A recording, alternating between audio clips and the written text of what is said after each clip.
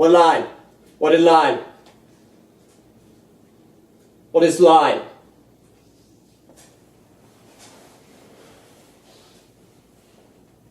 I don't even know who this is. I'm just waiting for Okay, I'm not going to be wearing my god! It was you the whole time. I can't believe it. You completely. Oh, hi, Brian. I didn't know it was you. Oh, hey, Brian. I didn't know it was you. No, I'm not going to be doing that the entire time. For the record. Darn, you're not gonna do the accent through the whole video. I wish I could, but for the sake of our viewers, I probably won't. Just so I don't get on anyone's nerves. But anyway, hey guys, Brian here with my good friend Josh. Hello. Okay, so we are about to count down each of our top 10 movies of 2017. And I think what we're going to do, same thing we did last year, where each of us talks about our number 10 pick, then our number 9 pick, and so on and so forth. And did you want to do some honorable mentions first? Yes. Okay. Actually, let's save that before number 1. Okay. How many do you have? Because how many honorable mentions do I have? Yeah, because I think we should limit this. That's okay. I believe I have 4. Okay. I'm. Yeah, 4. Okay. I have 4. I have 4 as well. So let's. But I'll let you start off with number 10. But first, okay. So what'd you think about this film year for the most part? For 2017? Yeah. Well, I have to say that it was a pretty good year. I had a lot of really good experiences at the movie theater, and particularly for my favorite genre, horror, I got some really good viewings out of 2017. I imagine you have at least a couple horror films on your list. Oh yeah, and one of them is the Emoji Movie.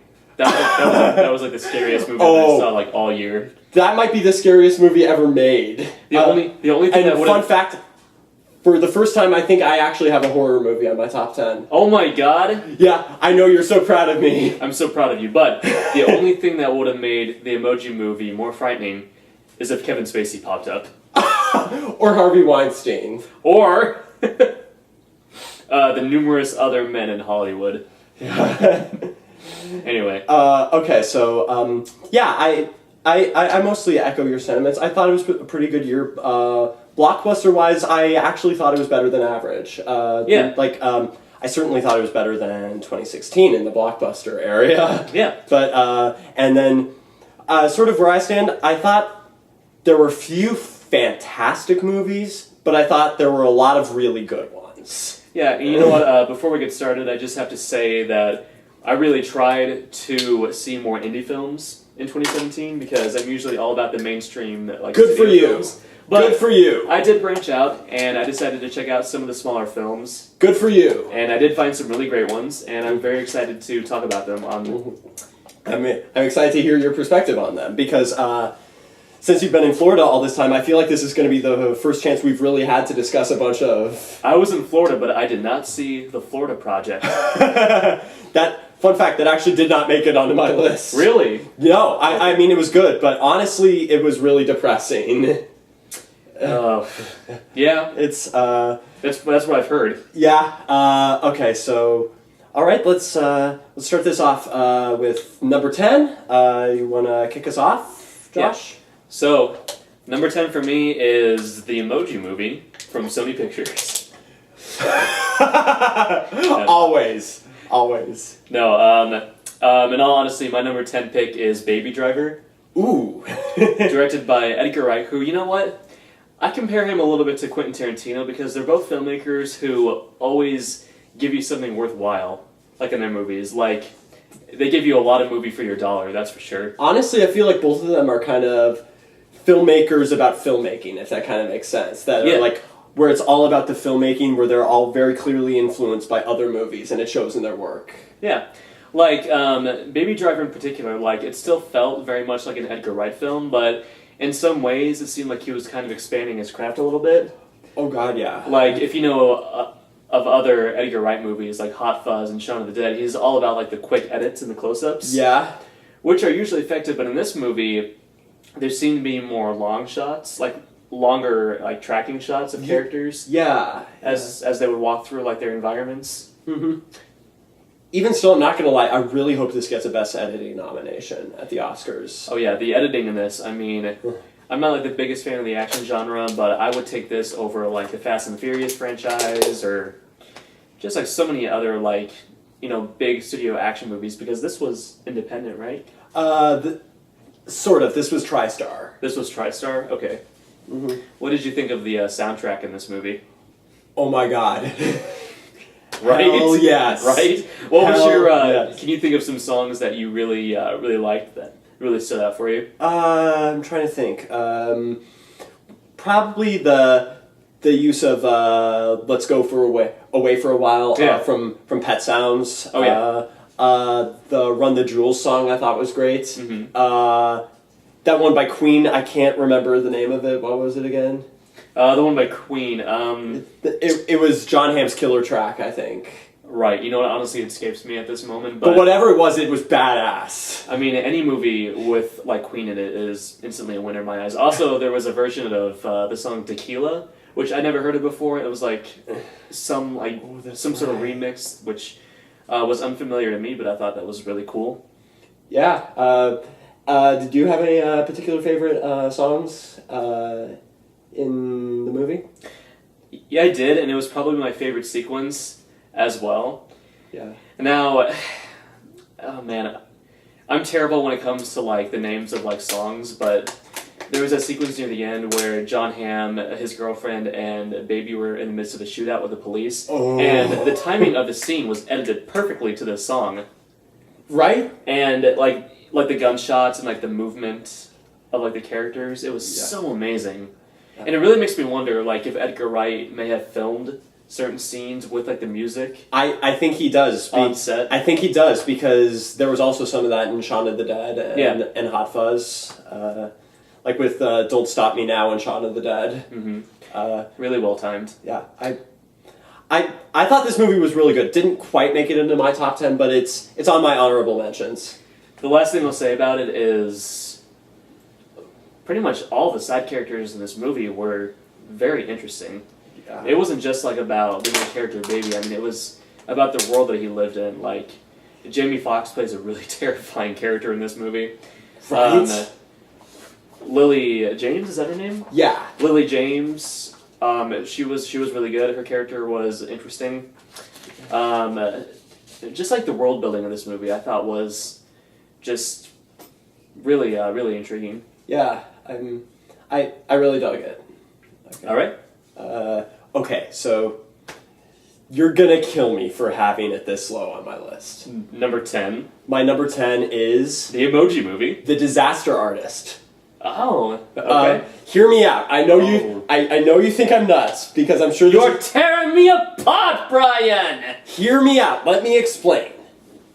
This list that I'm doing is my best list. Okay. Not necessarily my favorite list. Okay. Because I do consider objective best and favorites two separate things. Okay.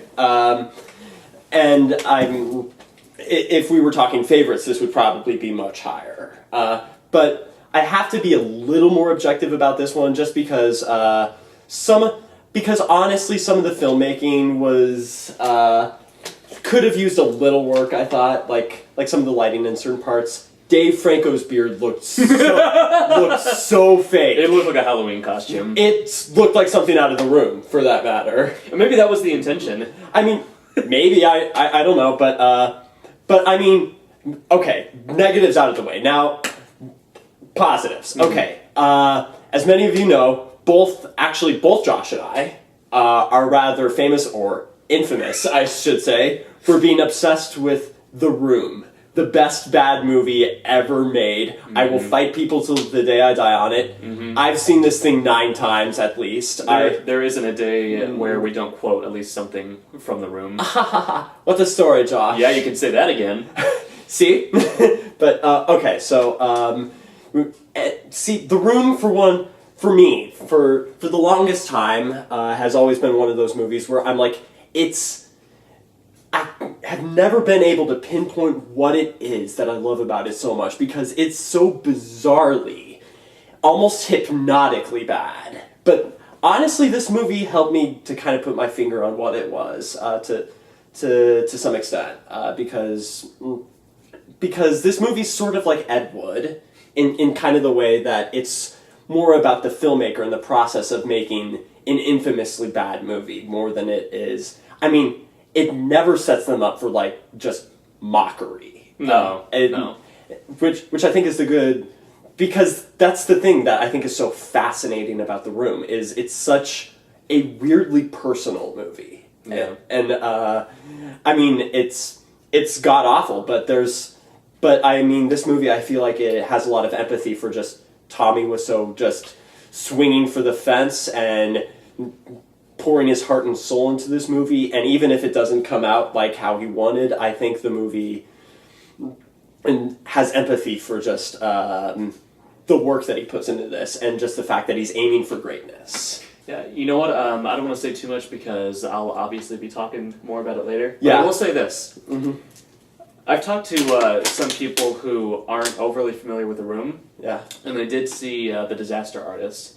And one thing they said to me when they saw the ending of this movie is that, I mean, that was just exaggerated for dramatic effect, right? There's no way that this is like that popular. Like a movie like this can't possibly get this sort of response out of people. No, it's real. You go to a typical midnight screening of this thing, or even People are throwing plastic spoons at this thing. Like, they're like, it's basically a Mystery Science Theater episode. Yeah, no, the cult of The Room is very much alive. Even if you get just a room, full of friends and they're watching it for the first time, I mean, you really get into it. Oh god, yeah. And also, even though this movie isn't mockery, I will just say it made me laugh harder than probably any other movie I saw this year, because I would say so.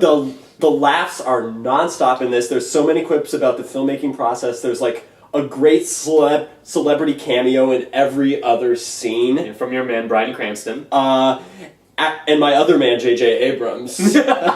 Which was maybe the hardest I laughed the entire movie. See, I don't know why. Every screening I went to of this thing, people laughed at J.J. Abrams. You gotta explain this thing to me. I think just because he's such an immediately recognizable figure and director, and he is like not at all the kind of person you'd associate with The Room. Mm-hmm. But I think maybe that's part of it, and also just I also thought it was interesting that this movie also explores like the darker side of Tommy, like that one scene of him being sort of, I'm not going to sugarcoat it, really kind of being abusive on set. Which they go into more detail in the book. Oh no, they toned this down in the movie. Yeah, but it actually got way darker, like in the book. Yeah, but I thought that was interesting, just because I think Tommy remains fascinating throughout the movie, despite not necessarily always being empathetic, because I more got the sense of a man who like desperately wants to connect to people, but in a way is kind of his own worst enemy. Yeah. Oh yeah. And also stay for the credits, because like there is an after credits scene. And actually during the credits as well, it really shows that this was really a labor of love, because they have like a side-by-side thing where like they compare the most famous moments in The Room with like their recreations of them, and it's mind-bogglingly accurate. Now, I want to ask you just one question. Yeah. You said that this was probably the funniest movie you saw last year. Yeah. Can you think of any like lines in particular or sequences that made you laugh like the hardest? The recreation of the "Oh Hi Mark" scene. Okay, yeah. Probably. Yeah. Okay, but yeah. What's your number 9? All right, my number 9 pick is the movie that stars probably my ultimate man crush in Hollywood, which is Logan. Ooh. Yeah, no, I do have a thing for Hugh Jackman. I feel like every guy has a thing for Hugh Jackman. Yeah, no, talk to our friend Richard. He can absolutely vouch for this. Yeah, no, I mean, you know that scene in Days of Future Past where he gets up like from the bed and he's totally butt naked. Oh yeah. Yeah, that made my claws come out, if you know what I mean. Boy. No, I mean, okay. I love you, Rebecca, my wife, by the way. Okay, first thing I want to say about Logan is this. It was directed by James Mangold. Yeah. He is a director I've actually been a fan of for a while now. Yeah. Like, going back to his earlier days, he made a movie called Identity back in, I think it was 2003, which was a clever little like thriller, like suspense. Mm-hmm. He's explored like different genres. He did Girl Interrupted, which was essentially kind of a chick flick. He did one. Wait, he did Girl Interrupted? Yep, he did Girl Interrupted. No kidding. Yeah. He did one of my favorite movies of all time, actually, Walk the Line. I've been meaning to see that movie. Which is such a great movie. And if you watch Walk the Line and Logan, like, side by side, you'll see some aesthetic similarities. Yeah. But getting to Logan, though, just when you thought the comic book genre had run its course and wasn't really coming up with new ideas, this was unlike any comic book movie that I had ever seen. Dude, it was probably my favorite since The Dark Knight. It was all the better for it, absolutely. It's essentially a Western. Yeah. It's kind of like a modern day Western, even though it's set like in the future. With like a little bit of Children of Men in the mix. A little bit of Children of Men, absolutely. And it was just such an emotional gut punch. God, yeah. That ending, I mean, everybody like pretty much knows like the ending at this point, but I'll just say this. When I first saw that ending in a theater, I was by myself, and I was surrounded by like all of these fans of like the X-Men franchise, and I swear at the end, they stayed through the entire credits just bawling their eyes out. Yeah, same when I saw it. Now, as far as like the legacy of Hugh Jackman as Wolverine, would you like to see him in any future Marvel movies, or do you think you really should just leave it? I think he should just leave it at this. Leave it at this? I really think he should. Because I thought this was just like the perfect ending to such an iconic character. Mm-hmm. And also, Patrick Stewart is phenomenal. Oh God, he was heartbreaking in this movie. I haven't really been hearing any awards buzz for him, but he'd be on my ballot. Dude. He would be on my ballot for Best Supporting Actor because he plays a much older, more weary Professor X, who has basically succumbed to dementia, and just knowing the type of character this is, like seeing him progress over this franchise and where he ends up at. It's heartbreaking. It's so heartbreaking. It's really sad, dude. Yeah, but Logan, one of the best comic book films of last year. Yeah. It was gritty. It was emotional. Yeah. It was incredibly well acted. Mm-hmm. And I'll just say that if Hugh Jackman really doesn't return for any future X-Men or Marvel movies, this will be an excellent swan song. Yeah, for sure. Okay, let's see. My number 9 is Coco. Okay. Right. Yeah, okay, so this was definitely my favorite Pixar movie since Inside Out, I would say. Okay. I thought Good Dinosaur was a bit disappointing, personally. I barely remember that one. Yeah, honestly, I think it's one of their weakest ever. Finding Dory I thought was solid, not amazing. It was good. This, I think they're back on top form. I mean, okay, I wouldn't say this is like Inside Out or Up level good. Not quite. I would say this is probably like Monsters, Inc. level. Yeah. I would say, or like it's ultra solid. I mean, what I want to say about this movie that's just probably the most obvious thing and the most striking thing, it's just so visually creative. Mm-hmm. I mean, when I saw this thing in the theater for the first time, just like the shot of like them going across the bridge and just seeing all that attention to detail, striking.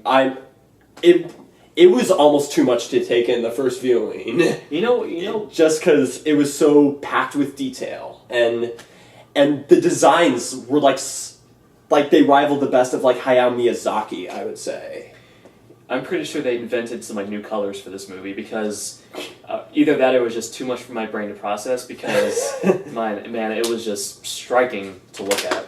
Like absolutely. God, I mean even just like the shots and like the lighting in this movie felt just so cinematic. I mean, it's pretty much par for the course for Pixar films to have great animation at this point. Yeah. But I mean, they've done it again. Did you cry, Brian? I'm not hardwired to cry at movies, see, but I came very close. Oh, you'll cry with laughter at certain movies. Oh no, yeah, it's true, but not at this one. But I mean, speak of the devil, honestly, I want to say this movie's really funny. It's like, the pacing, I think, is so good. It's so briskly paced. Mm-hmm. It has the comic energy of, like, just sort of a classic buddy film, I feel like. Mm-hmm. Like, something out of, like, Back to the Future. Like, the dynamic between Miguel and Hector, Mm-hmm. I think his name is. Their rapport, I thought, was so good. Mm-hmm. And then, honestly, I thought this movie did a really good job of just sort of its thematic exploration, just sort of with what it did with Day of the Dead, how it just sort of uses that to sort of look at legacy, how you're remembered after you die, ambition versus devotion to family. I thought it was really poignant, and like I said, I came very close to crying, but again, that's largely because I'm not hardwired to cry at movies. Mm-hmm. I almost never do. Mm-hmm. And then Because he has no soul. I don't know. Okay, actually, this isn't technically a movie. I actually did cry at Hamilton. All right. When I saw it, there's one musical number that's just one of the most heartbreaking things I've ever seen, and I actually did cry at it. Did you cry because Lin-Manuel Miranda didn't take your phone number? Not only I know you have a man crush on Lin-Manuel. Linneman roll. Linneman roll. He is the world's most precious cinnamon roll. But yeah, and the last thing I'll say about Coco is I feel like there's with sort of the subject matter it's exploring, I feel like there's so many wrong ways they could have explored it, but I feel like they have just such a deep respect for Mexican tradition and culture, and I think that's really something to be applauded. You know, it's interesting that you bring that up because there was a movie that came out a couple years ago called The Book of Life, which I remember when the trailer for Coco first came out, everyone was comparing it to Book of Life. Like, I remember you going off about this on Facebook. How dare Pixar rip off Book of Life? That movie is just such a classic, genuine masterpiece. Okay, I don't hate Book of Life. I thought it was decent. It had some things that really annoyed me. There was some juvenile humor in that movie that just kind of got under my skin. No, this movie is completely its own story. Like, they both feature, like, the Day of the Dead celebration, but other than that, it's apples and oranges, really. Yeah.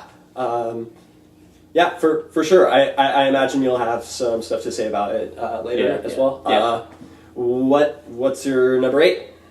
All right, my number 8 pick is the Lego Batman movie. Oh! Don't laugh at that. The Lego Batman movie was... No, I thought it was really fun. No judgments from me. You said... I really dug it. You said that the Disaster Artist was the funniest movie you saw last year. For me, actually, it would probably be the Lego Batman movie. Really? And that might have to do with the fact that I have been a Batman fan pretty much my entire life. Yeah. You're like the biggest Batman fan I know. I have been following the character for many years. Like, I've explored various interpretations. I've seen the Adam West TV show. I grew up with the 1990s animated series. Yeah. I mean, of course, I had to endure the Joel Schumacher films, which shall not be talked about at this, in this video. Batman and Robin is actually funny, but in all the wrong ways. It was robbing me of a childhood.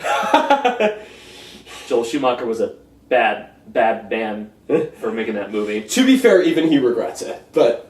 Anyway, going back to Lego Batman movie, just the way that it didn't really disrespect Batman as it lovingly teased the whole idea of the character. Right. It wasn't disrespectful. It was like a loving nudge like in the arm eh. Yeah. Sort of a deconstruction of Batman. A deconstruction, but a loving deconstruction. Mm-hmm. And I have to say, where this movie really surprised me, we're probably going to have to go into some spoilers here because I have to talk about this. Sure. So, spoilers, but... It's been out since February. I genuinely was not expecting them to bring in all those other Warner Brothers franchises. Like there's a cameo from the Gremlins in this movie, which was just so great. You don't see that in kids' movies anymore. You don't see cameos from Gremlins. Jermaine Clement as Sauron is in this movie. Is everything. I mean, wasn't Voldemort? Yeah, Voldemort was in this movie. Yeah, Voldemort. I think it was Eddie Izzard that was Voldemort. That caught me completely off guard, but they utilized they utilize these Warner Brothers franchises to such hilarious effect. Oh, totally. I mean, it was wonderful. Yeah. And Will Arnett as the voice of Batman. I mean, yeah. I mean, God, he was very funny as a character, but Yeah. he also he added a little bit of depth there as well. Yeah. There was an underlying sense that Bruce Wayne at heart is a very lonely character. Mm-hmm. Lonely, shut off from the rest of the world. You know, he is an outsider. He has trouble letting other people in, making emotional connections, which this movie addresses. Yeah. And granted, Will Arnett's no stranger to that because BoJack Horseman really goes into that. Yeah. And that's a phenomenal show, by the way. People really need to freaking watch it. I want to watch BoJack, like, for sure. You got to. But continue. These Lego movies, I haven't seen Lego Ninjago, but It's fine. It's fine. It's moderately enjoyable. they at least these pair of films, the Lego Movie and the Lego Batman movie. I mean, they surprised me with the quality of their humor. Oh no! This had me laughing really hard. I'm not gonna lie. Oh, and just as a Batman fan, I have to say that they made references to some of the more obscure Batman villains, like from either the comics or the Adam West TV series. Like there was an appearance from Egghead, and I think Egghead actually was a Batman villain. Yeah. I thought that was just like a random joke they were making. No, that was the character that Vincent Price played in the original Adam West series. Oh, no kidding. Yeah. And just one little bit that I have to point out that had me laughing really hard was they had Bane in this movie, but it was the comic book version of Bane, like the huge muscle bound like Titan Bane, but they used Tom Hardy's voice. Not literally, but they had Bane speak like he did in The Dark Knight Rises, and that was probably one of the funniest moments of the movie to me. I was where he's like, Bane is feeling warm and fuzzy. Warm and fuzzy. No, I was crying. I was crying with laughter throughout like much of this movie. Anyway, all right. Did you want to continue? I mean that's about all I have to say about it. Pretty much everything you said. Was there anything else you wanted to add? I just really hope for a sequel. Oh, me too. I mean, I'm a Batman whore, so throw anything Batman at me, and I'll pretty much eat it up. Yeah. Okay. Unlike Superman, but we won't go there.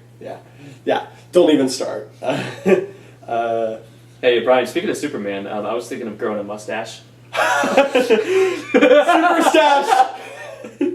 Oh, and then he was gonna CG it out for this video. Oh, always. I've already CG'd a number of mustaches in my lifetime. Okay. My number 8 is the Super Stash. Well, the what? It's the Big Sick. Oh, the Big Sick. Okay. Dude, it says a lot. That I feel like the romantic comedy with sort of tragic undercurrent has basically become its own subgenre at this point. Because 50-50 ran on that. Yeah. And yet, even with that, I felt like The Big Sick, it lands a lot of similar territory, but I felt like it was one of those films that really still managed to separate itself from within this genre, just because, to me, this movie felt really authentic. Because I'm just kind of going to go into the background of this a little bit. I'm not going to dwell on it too much. Yeah. This movie is loosely based on the real-life story of the two screenwriters of this movie, Kumail Nanjiani and Emily V. Gordon, who are a real-life couple. This is loosely based on how they met and fell in love and connected with one another. And as such, it feels very earnest. It feels very authentic. And it's just sort of, this is a film that balances a lot, like a lot of Judd Apatow produced films. Yeah. Because Apatow did produce this as well, but just because this balances a lot of stuff, because the character Emily early on gets sick from a mysterious illness and is comatose for much of the movie. And so throughout Kumail Nanjiani, who is wonderful in this movie, he's just immediately likable. I've always liked him on TV. I think this is a real breakout for him. He struggles to balance his lack of commitment to Emily. He meets her parents, who are played by Holly Hunter and Ray Romano. Wait, really? Yeah, seriously. And they're great, dude. Wow. They're like the best part of this movie. It's like, honestly, I expect Holly Hunter to get Oscar nominated for this. She hasn't been this good in years. Ray Romano, I don't think, has ever been this good, period. I mean, is he better than he was like in all the Ice Age movies? No way. There's no way. It's not even a contest, dude. It's like, this is the best he's ever been. You are blowing my mind. I never thought that I would hear that. Just sort of like the way they get to know Kumail, their rapport with him is so good. It's so funny. There's one line in particular that I'm not going to spoil, but it brings down the house every time, and just how hard I laugh. And it's also just balancing him just trying to make it in the world of stand-up comedy. Really, this is a movie that feels really lived in, because I feel like every character just kind of has their own unique voice, even if they're like a really minor character. Yeah. And really, I think the last thing I'll say about it is I like most of the Apatow produced stuff. Mm-hmm. One consistent complaint I'd have about it, though, is that it always tends to overstay its welcome a bit. Are you talking about how actors tend to like improvise like on camera? Not necessarily. I feel like the movies themselves are just kind of overlong a bit. Okay. I like Trainwreck. I felt like it went on too long, though. Yeah. This one didn't quite hit that point. This was one where I loved the characters so much that, for the most part, I felt it like it earned its long running time, because it's just over 2 hours. Now, can I ask you a question? Sure. So as far as the romantic angle, is it like a forbidden love story because of like they come from different backgrounds, or is it? I wouldn't necessarily call it forbidden love. I'm more just not really forbidden, but just it's more them kind of trying to balance in interracial romance. They actually do delve into that quite a bit with particularly from Kumail's side of the family, since he knows they wouldn't necessarily approve of it. Right. And that actually leads to it kind of distinguishing itself as well. Well, it could have been worse. This is about an interracial relationship. It could have ended up like Get Out. Which we'll get to that later. But hold on. Yeah. Just want to see we're still recording. Yeah. Yep. Okay. Edit this out. Yeah. Sure. Okay. Let's. All right. Are we on to number 7 now? Number 7. All right. We've already talked about this film, but it's Coco. I'll mostly let you have the mic on this one. Okay. But first, I want to ask. Yeah.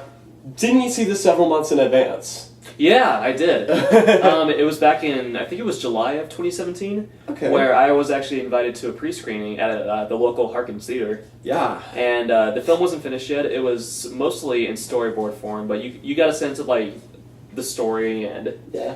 I'm curious, how different was it from the final film? It was almost exact. Okay. To what I saw at the pre-screening. Okay. They may have changed like a couple of little things like here and there, but nothing like too extreme. It was pretty much the same. Okay. And after the screening, they had the composer Michael Giacchino. He was there. That was really neat. Yeah. And what I want to say about Coco is that Pixar has always been one to push boundaries as far as what they can get away with, like in kids' films. Like they explore topics that might be considered taboo, like in Inside Out. I mean, it's all about exploring like emotions and depression to some extent. Depression to some extent, yeah. And then I mean, obviously, like I haven't met someone who hasn't just bawled their eyes out at the first 10 minutes. Okay, or so. there is a movie that actually did get me to cry. Up? Yep. Yeah. But no, this movie it explores the topic of death and the afterlife, which has been done in like kids' movies before. I mean, it's not revolutionary like Tim Burton's Corpse Bride did this, but this movie does it in such a way where it it makes kids see death like from a bit more of a positive angle, Uh-huh. positive and optimistic, which I really appreciate. And in addition, showing this film to American audiences, they can learn about a culture that's not their own. Mm-hmm. It's very educational. Yeah. Which you have to give kudos to the Pixar team for. So much respect, dude. And it was a risk. Yeah. It was kind of a risk making an original movie about a different culture. For sure. But I'm happy to say that it's doing very well, like at the box office. It's Yeah. close to making, I think, $200 million at this point. Yeah, I think so. Now, we were talking earlier about if this movie got you to cry. Yeah. I did cry at the pre-screening. Even at the pre-screening? Even at the pre-screening. Dang. You definitely, yeah. Oh my God. I'm not gonna spoil anything because it's just God, just such an emotional gut punch. But where the story ends up going, I would be hard pressed to find someone who doesn't get some sort of like emotional reaction out of it. Yeah. It's what Pixar does really well at. They're very good at delivering emotions. Yeah, totally. And one more thing that I can say about it is the elephant in the room. When I saw this in theaters, yes, they did show the Olaf. I was about to ask. They did show the Olaf short before the film, and maybe I'm just a sucker for Frozen. I did enjoy Olaf's Frozen Adventure. I think that's what it's called. I didn't hate it. Like I didn't hate it like a Yeah. lot of people did. Yeah. 5 out of 10. Yeah. On my part. I mean, there were like riots like inside the theater, and like people were like threatening to like burn down the screen and everything. And like, no, there were people like Anarchy. No, there were people bringing Olaf plush dolls into the theater and ripping like the heads off and everything. It was terrible. But, Voodoo dolls. But I still liked Olaf's Frozen Adventure. No, Coco. You said you would place it with like Monsters Inc. Yeah. I think so. I think I would like place it in the same area. I liked it. I personally like it more than WALL-E and Ratatouille. See, there I disagree. Which is fair. Mm-hmm. I mean, everyone has their favorite Pixar films because they have such a tremendous catalog. Mm-hmm. But Coco is definitely my favorite film of theirs since Inside Out, for sure. For sure. I also saw Cars 3, which was okay. It was fine. It was fine. It was better than the second one. Better than the second one. Yeah. Which I just remember being just a complete dumpster fire. Only Pixar film I think is genuinely bad. Yeah. There's a couple I think are disappointing. Cars 2 is genuinely bad, I think. This one, though, was pretty great, and I'm glad to see that it's getting so much acclaim here in the States. Oh, totally. All right. All right. Let's see. All right.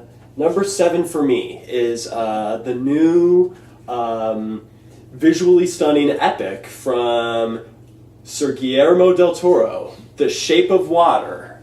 I'll let you take this one. Sure. I assume you probably have more to say about this later. Okay, so what I really liked about this movie is there was a part of it that just felt so weirdly personal in some regards. Like, because I remember something about Guillermo del Toro saying how, like, basically what inspired him to make this movie was watching The Creature from the Black Lagoon as a kid, and how he said that, like, I always wanted the monster to get the girl. Right. And I mean, really, that perspective shows in this movie because I think it's just such an empathetic movie. This movie, I think, at heart is kind of a love letter to the outsider.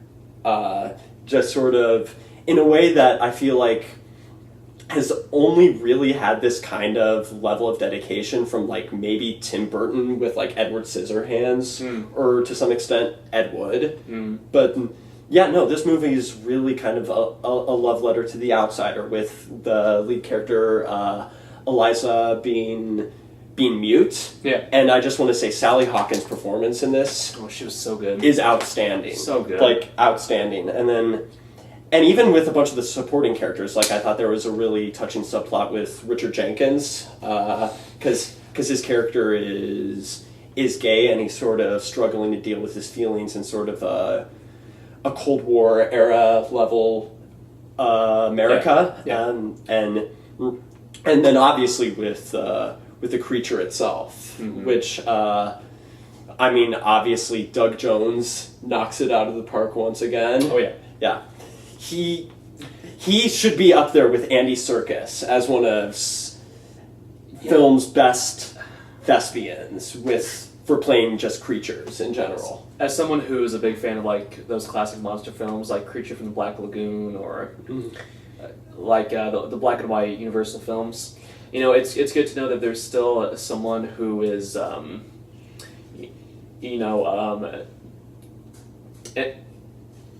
imitating that same performance style of like wearing these incredibly elaborate like outfits and Totally, dude. you know, because I know it's like all about motion capture nowadays, so it's just good to see someone still doing it practically. Doug Jones, I think, is up there with Andy Serkis, dude. Wait, are you saying that this performance was better than the Bye Bye Man? Yes. Yes, I am. But and then also what you said, and also I think this is just a really touching love story.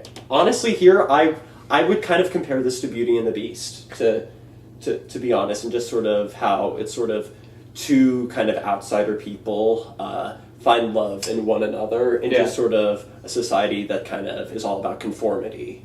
Yeah, and especially like in the era that it takes place in, which is the Cold War, like you said. Yeah, and really, I think it's just such an enchanting, touching movie. It's very kind of classically influenced, but just really very sweet, I think. Did you like this more than like Pan's Labyrinth?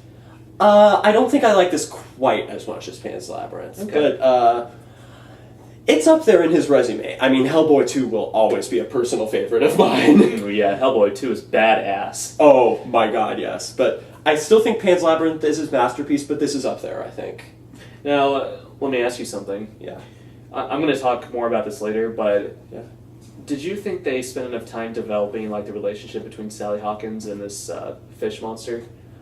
I bought it. Like in the first act? I bought it. Okay. Yeah, I bought it. I don't want to get too much into it because I mean this is your time to talk about it. Right. But while I ultimately did find their relationship touching, just with this kind of story, the way they were building up, it reminded me of those numerous films where someone would befriend like a creature, like an encaged animal, like let's say like a Free Willy. Yeah. So I'm not gonna lie, I didn't really get the sense that there was a romance blossoming between them. It felt more like this woman taking care of this caged animal. Okay. But when you look at it from the angle that these people are outsiders who are trying to fill the voids in their lives, Yeah. you know, I mean, when you look at it from that perspective, it makes sense. Yeah. It makes sense. All right. All right. That's about all I have to say about Shape of Water. Let's move on to number 6. Our number 6 picks. Oh, I'm excited to talk about this. Okay. What's your number 6? My number 6 pick is Stephen King's It. Ooh. Stephen, I can imagine you are very excited to talk about I this. can talk about this all night long. I'll let you have the floor, buddy. Okay. So, Stephen King had an amazing year. He really did. What with The Dark Tower? Oh, God. Okay. Yeah, okay, fine. The first movie I saw from him in 2017 was The Dark Tower because it was the first to be released, I think. His car broke down and then he blamed it on The Dark Tower. Yes. Not a good start for Stephen King, okay? The Dark Tower was crap. Luckily though, this movie came out and suddenly it became the best year Stephen King had in a while. Yeah. There was a couple of movies that were released on Netflix. There was Gerald's Game, which I also watched. There was 1922. There was a TV series, The Mist, which I never got around to watching. Oh, that's right. That was this year. Mm-hmm. And I know there were a couple of other things, but yeah, Stephen King had an amazing year. And personally, my favorite adaptation of his last year was It. What was it? It. No, but what was it? Who's on first? What's on second? It's on second. Anyway, I mean, I love the book. Yeah. It is probably my favorite Stephen King book. Okay. immediately a story like this gets me hooked because I love stories about children coming together to overcome like the difficulties in their lives. Right. Like Stand By Me, another Stephen King adaptation. Not horror, but it's about these young boys trying to overcome these obstacles and difficulties in their own lives. It is very much on the same level, and it also has probably my favorite movie villain of 2017, with Bill Skarsgård as Pennywise the Clown. Do your imitation. Where you going, Ned? Do you want a balloon too, Georgie? Oh, you're creeping me out. You'll float down here. We all float down here. Yes, we do. Oh wait, was that? Oh, I was supposed to be doing Kevin Spacey there. Do you want a balloon? Do you want a balloon too, little boy? Oh God! I was in The Usual Suspects.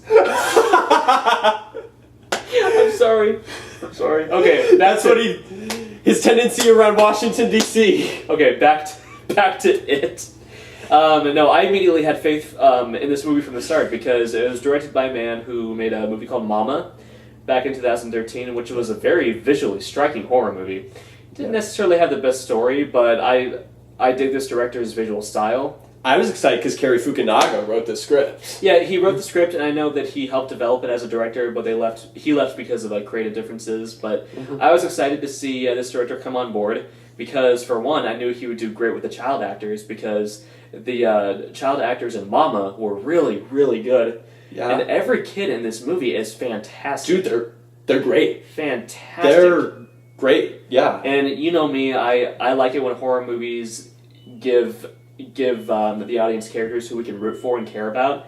I cared about every single kid in this movie, and it was largely because of like these kids' performances. Yeah. You have Finn Wolfhard from Stranger Things. Yeah. The Jaden, what's his name was from Midnight Special, right? Yeah. It was. He was great. I thought the girl was really good. They perfectly embodied these characters the way that I pictured them reading the book. Okay. They were perfect.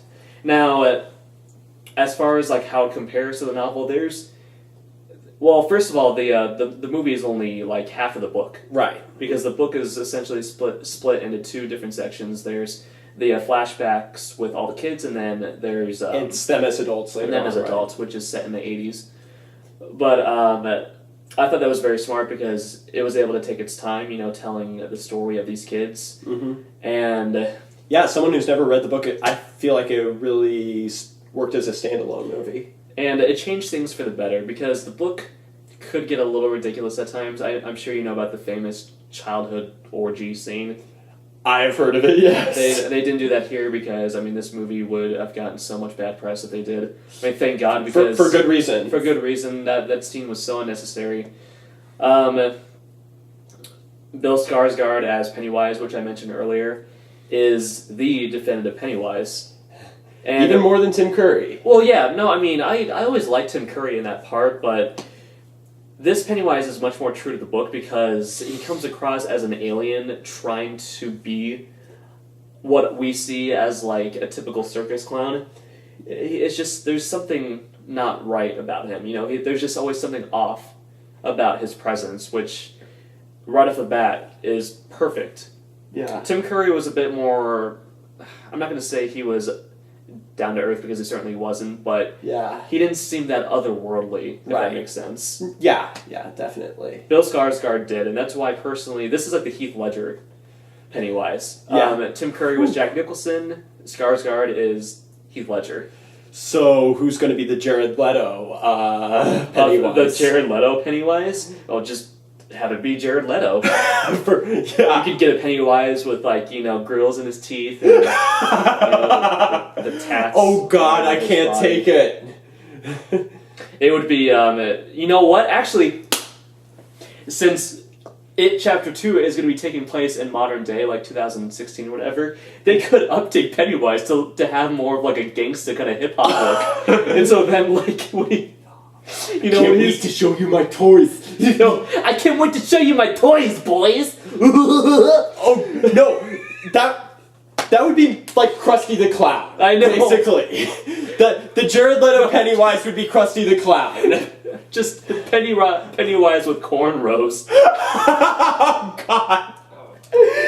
No, don't do that. Please. If there's one more thing that I can say about it, because like I said, I could talk forever about this movie.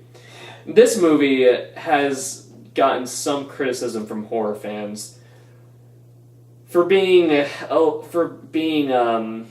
too in your face and not subtle. But here's the thing: I love me some psychological horror. Yeah. I'm a huge champion for it, but I also can appreciate a fun carnival funhouse of a horror movie like this. I mean, I think there's a place for both approaches, yeah. There's a place for both approaches, and yeah, this is not a very subtle movie. Most of the scares are in your face, and they can be a little bit loud at times, but I mean, if they're effective and if you're having a good time, then I don't see any problem in it. Yeah, I mean, I had fun with it. I had fun with it. With it. Okay. Right, next one. Yeah. This was a film I actually just saw this weekend. Okay. This was the last one I saw to add to my top 10. Yeah. My number 6 is Phantom Thread. Oh, okay. Yeah. I've been wanting to see this one. Just came out this weekend, at least at the local Camel View. Mm-hmm. And I'll just say, if this really is Daniel Day-Lewis's final performance, he is going out strong. Oh, good. Because he's great in this movie, and as for the movie itself, it's so weird, dude. It's Weird it's in so a good way? For me at least, yes. I mean, it's very odd and strange in the typical Paul Thomas Anderson way. Yeah. It's weird, and the weirdest part is this is still probably his most accessible film in 10 years. Can I ask you? Yeah. Now, is this a film that will take multiple viewings to really appreciate, like The Master? Or were you pretty much on board from the get-go? I enjoyed it first viewing, but it's another one of those where you need to think on it. Okay. A little bit, because I think it works on a bunch of different levels. On one level, I think it works as just sort of the portrait of just sort of the plight of the male artist to some extent, just sort of one of those movies, and just sort of how his character is like very tied to like these strict daily routines. Mm-hmm. He's very confined to like structure. I think at one point he says, I'm a confirmed bachelor, is what he says. So he like is someone so dedicated to his art that he deliberately does not make time for love in his life. And so when the girl who's played by Vicky Creeps, I think is how you pronounce it. Mm-hmm. And this is a breakout performance from her. What else has she been in? This is the first thing I know that she's been in. Okay. Maybe she's been in other stuff. This is her first big role. But basically, her character is like, she refuses to be cast aside like all his other female muses. Yeah. And I won't really get into where that leads the plot, because I feel like this is a film where if you go in cold, you'll have the best and most surprising viewing experience possible.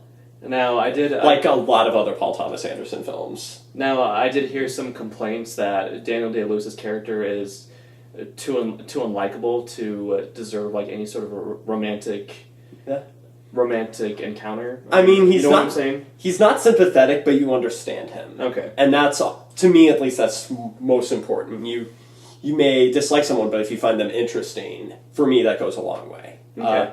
And then in terms of other things, this movie's honestly kind of funny at points. Really? Yeah. I would not expect that. Yeah, no. It's and then there's moments where it gets like kind of dark and suspenseful, like a lot of Paul Thomas Anderson films do. And this is also just a really well-made movie. Like the production design, costume design are aces. The score, oh my god, This is the Johnny, score. Johnny Greenwood, right? Yep.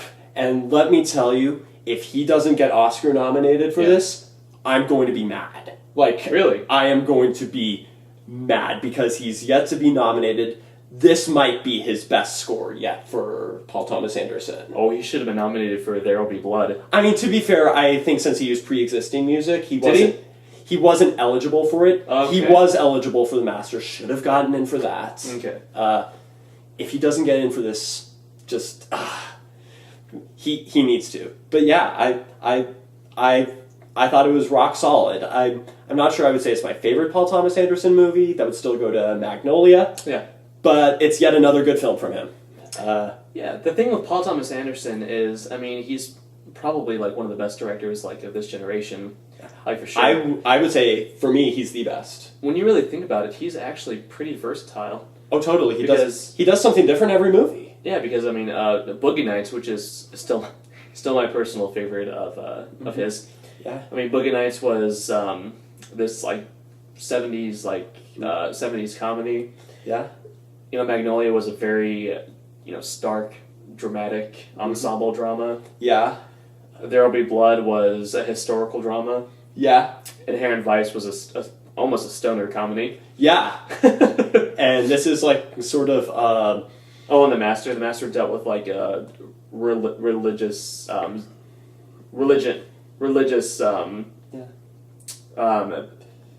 yeah. Commenting on Scientology. Yes. But and this is sort of like a romantic thriller Oh. in the vein of like Hitchcock or something like that. Okay. Yeah. Like, all right. Yeah. I mean, that's about all I have to say about Phantom Thread. Check it out, guys. PTA all the way. Hell yeah. All right. I think we're halfway through. Yeah. Let's move on to number 5. All right, so we're getting back into studio territory. Okay. I think I know what this one is. Yeah, because my number 5 pick is Spider-Man: Homecoming. Oh, I knew this was going to be high on your list. Yeah, and you know what?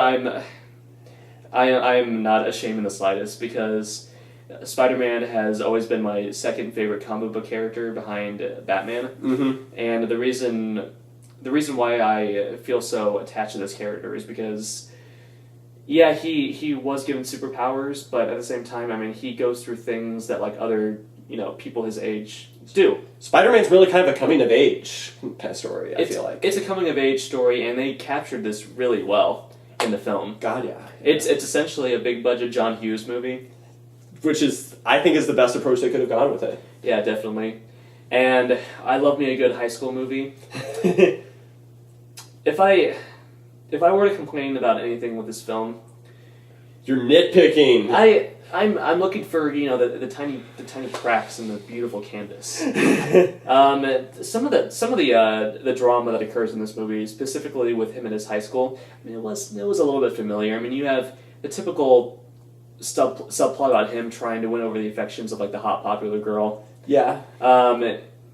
You have him basically thinking that he's too good for high school. That he doesn't. It's not something that he really needs. He's pretty much ready to move on to like other things. So some things in this movie weren't particularly new, but just the energy and the way they portrayed Spider-Man in this movie was almost uncanny. Almost uncanny to the way that he like is in the comics, at least. Oh no! I remember when you first saw it and you messaged me. Tom Holland is my favorite Peter Parker and favorite Spider-Man, and since I know how partial you've been to Tobey Maguire, I think I messaged you like, "Are you feeling okay?" Yeah, no, I mean, I have been attached to Tobey Maguire for the longest time because he was like the Spider-Man that I grew up with, and he was the Spider-Man that I knew. But here's something that I do realize: Spider-Man. Okay. Peter Parker did start off as like this wimpy, awkward, unpopular nerd. Yeah. But once he got his powers, he became more confident, and he began. I mean, that's the coming of age aspect. He becomes more of a man with these superpowers, which Tobey Maguire never really got. He never went through that development stage. He always remained an awkward nerd. You're criticizing Tobey Maguire's Spider-Man. I'm amazing. I still really do like him. I literally never thought I would see the But I will admit that as far as Peter Parker, like the character is concerned, they never got it quite right. In this movie, Tom Holland is a kid who still makes mistakes. Yeah. He does things that jeopardize jeopardize like his own life. But the thing is that you can tell that he's trying to mature. He's trying to get better, like on a day-by-day basis. He's still learning how to use these powers. I mean, there's a moment like near the end of the movie where he realizes that being a superhero isn't all fun and games. There's going to be threats. He's going to have to take certain things seriously, like in his life as a superhero. Yeah. And Michael Keaton was fantastic. Oh, I loved him in this. Yeah, not to spoil anything, but there's one scene where Josh can vouch for me. My jaw dropped. I saw a pre-screening of Spider-Man: Homecoming. It was another film that I got to see in advance, and I hadn't been that surprised by a twist in a movie in a while. Yeah, honestly. The way they developed Michael Keaton's character, there's more to him than there was in the comics. Because in the comics, I mean, the Vulture was essentially a scavenger. Mm-hmm. That was pretty much his character. He was a scavenger who broke the law, and that was the reason why Spider-Man went after him. In this one, it's more layered. Yeah. You understand where he's coming from. He has a good backstory. Yeah. And, Marvel, they didn't go too heavy on the universe building. I mean, this is still set in the universe of, Iron Man and the Avengers, but they didn't go too over the top with it, I felt. Which I think is the right move. Which is the right move. It still felt essentially a Spider-Man movie overall. Yeah. Yeah, I would agree with that. I enjoyed it immensely. Yeah. Mm-hmm. All right. Let's see. Number 5 for me is... I mentioned best and favorites before. This is only number 5 on my best. Mm-hmm. This would at least be top 3 in my favorites. Okay. My number 5 is Blade Runner 2049. Which I still have not seen. Oh my god. You have no excuse. This thing is... I think it's on DVD now. I'm too busy watching horror schlock like Wish Upon. You gotta watch Blade Runner, Josh. You have no excuse. Okay, so I just saw Insidious: The Last Key in a movie theater. I paid money to see and Insidious: you didn't The Last see Key. Blade Runner 2049. Blade Runner 2049. You are part of the problem, Josh. Well, you know what? I will be part of the solution by listening to what you have to say about this movie. So go right ahead. Okay. So I won't delve too much into the plot. Okay. Just because I feel like this is another film where just sort of they keep the trailers intentionally vague, and for me, that was the best experience, just sort of watching the experience kind of unfold. Mm-hmm. But this, a caveat, the original Blade Runner is one of my favorite movies of all time. It's top 10 easily for me. Mm-hmm. And so for the longest time, even with how good the trailers were, Mm-hmm. I was skeptical about this. Even as much as I loved Denis Villeneuve as a director, I was skeptical, there's no way it can be as good. I was like, please don't be another Alien prequel series. Oh, were you expecting kind of like an Alien Covenant? I was fearing it. Okay. I was like, I don't think my heart could take it in this one, just because Blade Runner I hold even more dear to me than I do Alien. But, and I'm thrilled and kind of taken aback that this new film actually lives up to the original. The tone, the atmosphere is, dead on, and not in a way where it feels like they're trying way too hard to replicate it. It genuinely feels like an honest-to-God Blade Runner film. Do they, so they expand, on the storyline? To some extent, yes. Okay. But, just because it takes place several years later, it follows a new character who's also a Blade Runner hunting replicants. Basically discovers a secret that upends his entire life. There's some interesting contrasts he has in comparison to Rick Deckard from the original, which I won't really get into, but there's some interesting contrasts between the two. Who is the actor who plays this character? Brian? Who's the Ryan Gosling. Say his name again. Ryan Gosling. Oh, one more time. Another man crush, Ryan Gosling. Yeah. Believe me, our friend Richard can fully attest to this. I'm sorry if we took that too far. Oh no, Ryan Gosling, it's worth it. And believe me, Richard would be even more so than us. No, wait a minute. Who plays the main villain in this movie? Jared Leto. Oh. But, Sorry. but thankfully he's only in this movie for 10 minutes, which is as much as he ever needs to be in a movie, I think. Well, you just won me over. But also this. Sorry. But yeah, no, this honestly feels like a true Blade Runner movie since this contemplates the nature of humanity, what makes us human, do our emotions define us, which is the kind of stuff, like on a personal level, I gravitate towards so much. It's why I love the original so much. This movie gets into a lot more of that. It folds at a very slow pace, but in a way that lets you to contemplate things, just these thought-provoking questions, and let the characters take these questions in. I'm trying to think. You haven't mentioned Roger Deakins. Oh, the craft of this movie is amazing. The ambient score is like straight out of the original. Mm-hmm. The cinematography is vibrant and beautiful. Halfway through this movie, I thought to myself, since Roger Deakins, one of the best cinematographers working, who still has not won an Oscar, I literally thought to myself, the race for best cinematography is over. Yeah. And this won't even be a consolation prize. Like, this would legitimately be deserving. Brian, I'm not even kidding here. I'm being like drop dead serious. If they do not nominate Roger Deakins like for this movie, because I haven't even seen it. There would be riots in the streets. I am not even kidding. I will not give a rat's ass about this upcoming ceremony in the slightest. Roger Deakins deserves it. Take note, Academy. Give it to him this year. Does it look like Harrison Ford actually gives a shit in this movie? He does. He very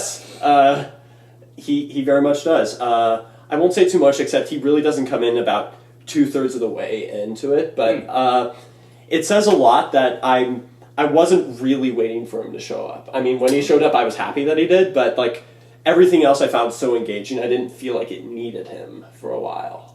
Let me ask you something else. Yeah. This movie was not a hit at the box office. Why do you think that is? Because you didn't see it.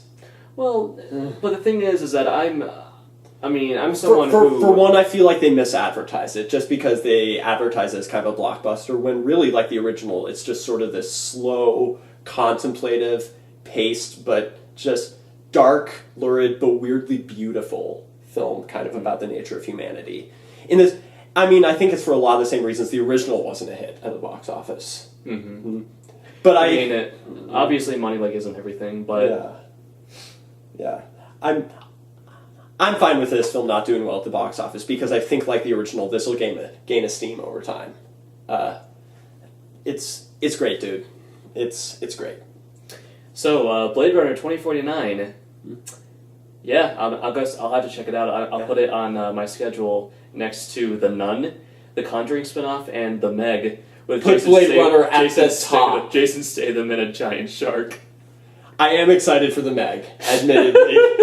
Okay, what's your number 4? You see. Okay.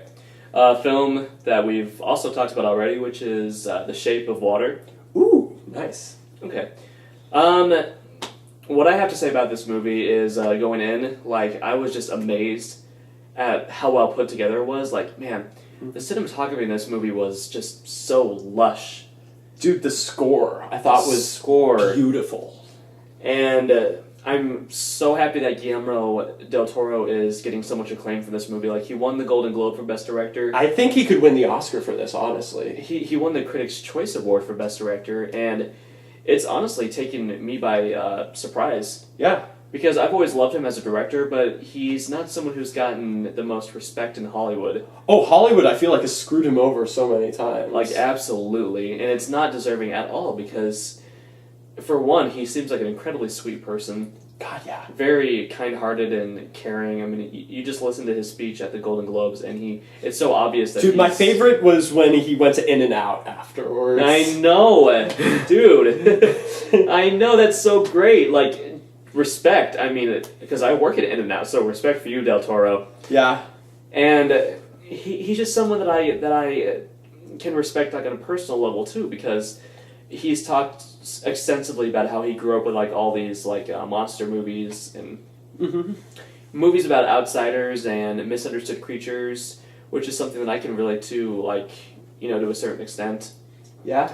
And with every one of his movies, it's just obvious that he is someone who has so much love for his craft. Oh, totally. And he's like the director who he's up there with like the most fun to hear him talk about his movies. oh yeah, yeah, him and Tarantino. God, yeah. So much fun. Mm-hmm.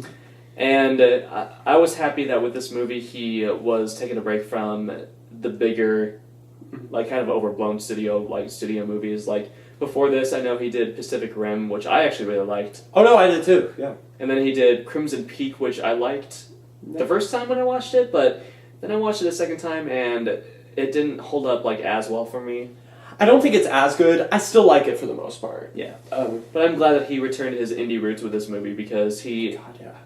Because, I mean, man, Yeah. the screenplay for this, Yeah. and just all of these characters are just so well developed. Even Michael Shannon, who I think could have been really two-dimensional. Yeah, he could have been, but he's multi-layered Yeah. and utterly compelling. Michael Shannon was just incredible in this movie. Oh, Michael Shannon in anything is a joy to watch. Now, this is something that I mentioned on Facebook. This does kind of annoy me. This is the type of movie that I can see a lot of mainstream viewers kind of joking about and disrespecting. You know, they're gonna give it some like simplistic title like, oh, this is a movie where a woman fucks a fish. Oh no! Like some of my friends went to an early screen and they literally said people were joking about that. Kind of like how Brokeback Mountain was labeled as the gay cowboy movie back in the day. Yeah. It's so much more than that. God, yeah. There's so many layers to this movie. It's lovely. It's wholesome cinema. It leaves you feeling very like whole, like at the end. I was very happy like leaving the movie theater. Oh, me too. Any complaints that I have with this movie? I would say the ultimate conclusion felt a little bit rushed. A little bit, but and the middle part of this movie is the familiar. Oh, we gotta help this caged animal escape. You know, under the noses of of these bad men. It was kind of the Free Willy scenario. Yeah, which we've seen before, and it was. I mean, it was still fine. It was fun to watch these characters, but that part was a little overly familiar for me. But other than that, this was a very graceful and majestic movie. Yeah. All right. Let's see. My number 4. I think this was one you saw literally right after you left. Okay. So I think this is the first chance we've really had to discuss this together. I know what this is going to be. My number 4 is Dunkirk. Okay, so just sort of anyone who knows me that well knows I'm a big Christopher Nolan fan. I mostly liked Interstellar, but I think it's his weakest movie, honestly, just because I feel like it's a little unwieldy. I feel like it's his reach kind of exceeding his grasp a little bit. Yeah. Dunkirk, I think, is him back on top form. And I think and more than that, I think it's a film that so plays to his strengths as a filmmaker so well. This is going to sound weird, but in a way, he kind of scaled himself back with this movie because Interstellar was bombastic and huge. Yeah. This movie, it's more toned down. It's confined. It's more confined. It's a confined suspense thriller, but really just sort of kind of want to talk about. I love the guy, even I admit he has a weakness in this area. I'm not going to be one of those assholes on IMDb who blindly praises everything Nolan does. I love him. I find that fan base insulting, for the record. But even I can admit that in the past he's had a weakness with expositional dialogue. which I think Yeah. what was a weakness of Interstellar, and maybe part of that is I think he always has such a good sense of sound and image that sometimes I feel like the images speak for themselves, and so when he has expositional dialogue, it's sort of kind of rehashing what we've already seen. So he's more about like the big picture. Sort of. And what I think is so great about Dunkirk is it largely does away with that. Like, basically the only dialogue in this movie is the necessary dialogue. Like, just setting up the stakes, just the basic information. Because, like, a lot of films I've really liked in recent years, like Mad Max Fury Road, I feel like this is just great visual storytelling. Because it basically, it's minimalistic. It gives you only the bare minimum of what you need, and then assumes that you'll catch up with it. You know what? I'm actually really glad that you brought that up, because I heard some complaints that there wasn't enough of an emotional attachment in this movie, which there isn't really. There isn't really a main character. I don't think that's the point, though. It's not the point. I get the complaint, but I feel like this is a film that's just sort of built around moment-to-moment suspense and survival. The way it generates empathy is getting you to hope these characters make it out alive. Yeah. And having them get into backstory in moments like this, I feel like would be distracting, honestly. I feel like it would be out of place in a film like this. And I'm just going to say this. I mean, so many of those early silent films, they relied on their visuals to tell the story. I mean, obviously. I mean... Yeah. I mean, visual cinema, I mean, done right, can be as compelling as an exposition, like, dialogue-heavy movie, like, in my opinion. Yeah. I mean, it's a film that just sort of only forces you to think about, like, its meaning and analyze it after the fact, because it's all about just what happens moment to moment. And I think that the way they do it is just so compelling. I actually found this an almost unbearably suspenseful movie. I was gripping my seat half the time. Yeah, it's very edge of your seat. Yeah. And it's World War II done as a survival thriller, which is never an approach I thought I would say this genre would have ever done, but I think it's a bold, exciting direction for the genre. See, I actually have a fondness for World War II movies. I've seen quite a bit of them. Yeah. And, like, I've noticed, like, all these cliches, like, I mean, in so many of these movies, they'll focus on this ragtag group of soldiers who, you have the one who used to be a school teacher, back in, Kansas. You have the one who's kind of like a hothead. You have one who's kind of a womanizer. Yeah. All these, like, not really stereotypes, but they have, like, these specific things about them. So, or the sniper, like the sharpshooting sniper. That's a good one. Yeah. This movie, I mean, God, if it had fallen, like, into those cliches, and I don't know. I mean, I just appreciate that this is a World War II movie that puts you so into the moment of what it would be like to be in a battle during World War II. Yeah, I think it does that brilliantly, honestly. Like I said, I think it plays to Nolan's strengths so well as a filmmaker. It's not like there's no character interaction. I mean, you do get interaction, like, in this movie, but it's not... It doesn't spend too much time on it. It's only what you need. It's what you need, Yeah, it's... All right. Oh, and one more thing. Yeah. Who knew that the guy from One Direction would actually give a pretty damn good performance? He's good in this movie, dude. Yes. I was actually very pleasantly surprised by Harry Styles in this movie. Yeah, style. Oh. All right. Let's see. All right. I think we're getting onto our top three. I think that we're getting onto the movies that I think we really loved.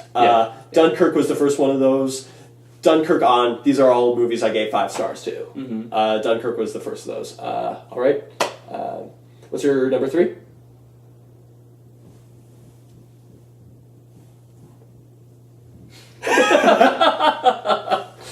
If you can't see what the shirt says, my number 3 pick is Star Wars Episode 8: The Last Jedi. Boo! It ruined my childhood! Okay. Look. I'm kidding. I really dug this movie. Okay. Here's the thing. I mean, what can be said that hasn't already been said? This movie has obviously split the fan base down the middle, and I'm not gonna go too into that because, I mean, the internet has been all about that ever since the release of this movie. I've had to take breaks from social media. I really have. Like, So I'm not going to go into that. I'm just going to talk about like what I really liked about this movie. Yeah. So okay, just controversy out of the way. Last Jedi. Okay. Okay. So Rian Johnson is a filmmaker who had maybe 3 movies before this. Yeah. Like he made the 2012 movie Looper. Which is great. Which is and great. he also directed maybe the best hour in TV history, the Breaking Bad episode Ozymandias. Oh, yeah. Just saying that. And here's something I appreciate with him. He does try to incorporate as much originality as possible, like in his movies. Mm-hmm. Like he tries to be like as innovative as possible with like his storytelling. Right. I mean, it's not like through the roof original. It's not like mind blowing.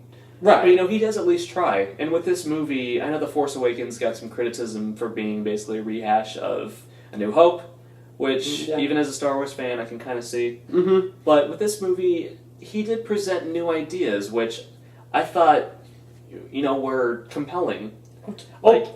Greatly. And I know that, like, some people are saying that, like, they just don't belong in a Star Wars movie. I mean, but you're looking for things that are new. I mean, what can you say? I mean, yeah. I thought it was an exciting new approach to the franchise. It's true. These certain things we haven't seen in a Star Wars movie before, but that's a part of like expanding the mythology. I'm like, I don't think it's unfaithful to Star Wars. It's introducing a lot of new stuff and adding a lot of nuance. I feel like it's true to the themes of the originals, though. It's sort of deconstructing it, but then kind of reconstructing it. Yeah, is sort of how I feel about it. I mean, it was the first time in a while where I felt like I was like being given something new. With Star Wars. Yeah. I mean, Rogue One took place like, you know, essentially in the world of A New Hope, like within the same time frame as A New Hope. So it pretty much had to be a slave to like, you know, like that story. Like, you know what I mean? Yeah. The Last Jedi is all about like looking forward. Yeah. You know, as Kylo Ren says in the movie, it's time to let old things die, and it's time to like move in like a different direction. Let the past die. Yeah, kill let it the if past you die. have to. Damn it! You're tempted to make me go shirtless right now. I'm taking the Kylo Ren challenge, everybody. God, God. That does lead me into something here.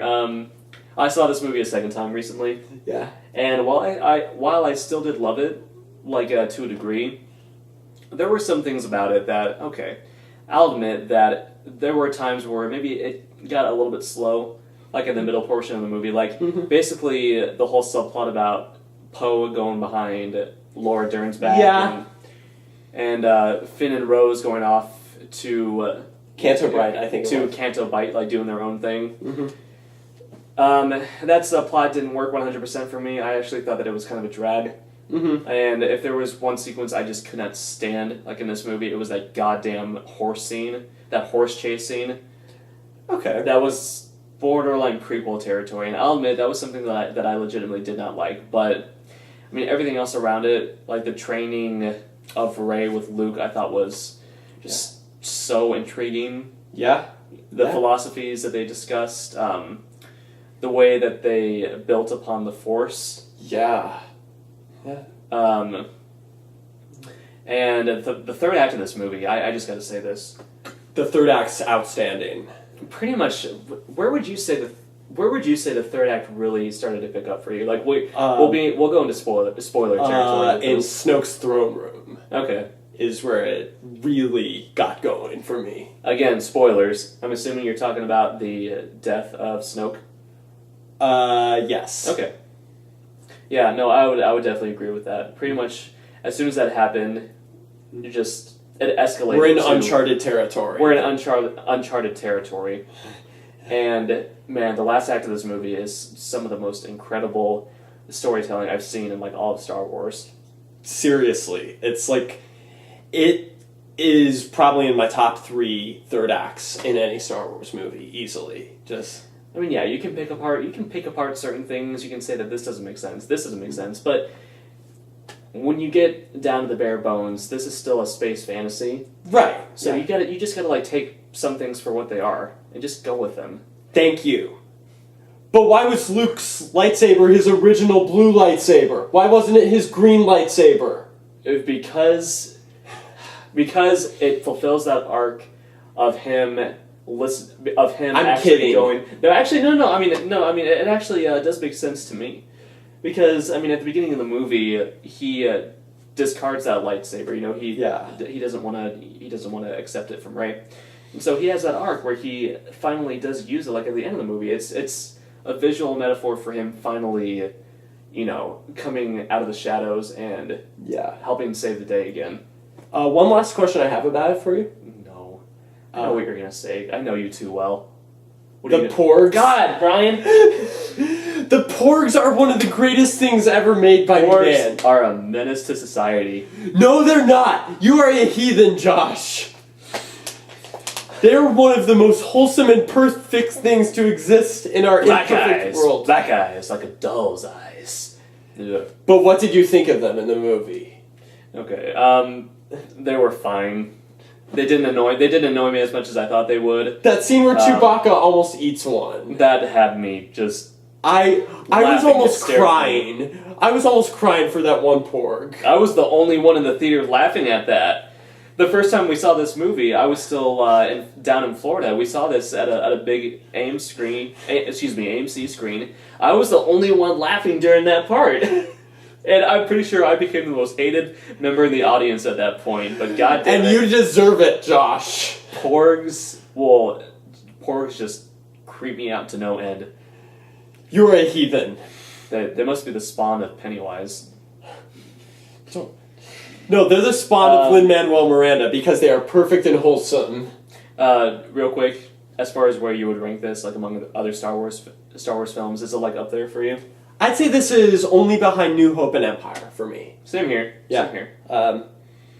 Okay, so this would be like number 3 for me. Mm-hmm. But number 3 on my list, I think you'll be happy about. I can't wait. My number 3 is a horror film. A little film called Get Out. Get Out! I see what you did there, Josh. Okay, I'm gonna let you talk about it, but let me just say that I'm shocked this wasn't on your top 10. It almost was. It almost was. I am shocked. Okay, I've been trying to get him to watch more horror films in recent years. And I like horror films. Don't get me wrong. I've taken him to a wide variety. Like he's seen a lot of terrible ones. He's seen some crap. He was there for the Bye Bye Man, Rings, 47 Meters Down, Power Rangers. Oh wait, that wasn't a horror movie. That was a horror other movie. But 47 Meters Down was schlock. Anyway, my point is that I'm just glad that I took him to see a horror film that he... No, I think there are legitimately great horror films. And honestly, I feel like... I don't want to sound like I'm giving myself F Trump points. Because obviously everyone knows how I feel about Trump. Okay. No, legitimately, even outside of just its cultural relevance, I think Get Out is legitimately great horror filmmaking. I'm like, this is one of the best directorial debuts I've seen in recent memory because I think Jordan Peele, I think he understands the horror genre inside and out, as is proven with this movie, because I think what this film does so well is generate just kind of this initial uneasiness, which then kind of escalates into suspense, which then keeps escalating until just sort of this bloody and cathartic climax, which I think it earns for the most part. Could you have expected this?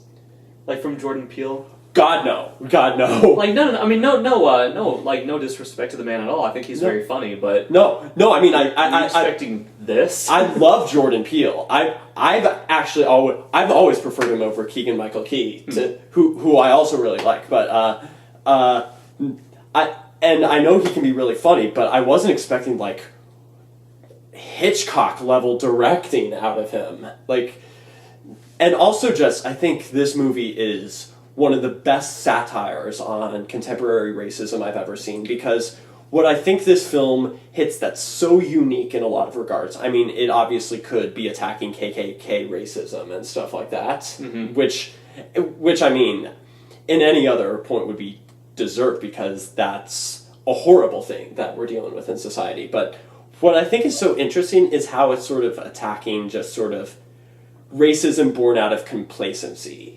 Just sort of well-intentioned racism, and how it understands at that point that that's still just racism at its core. Mhm. It's still kind of dehumanizing. Still doing some damage. It's inherently dehumanizing Yeah. in a lot of ways, even if it's well intentioned. Mm-hmm. And then like what was I gonna say?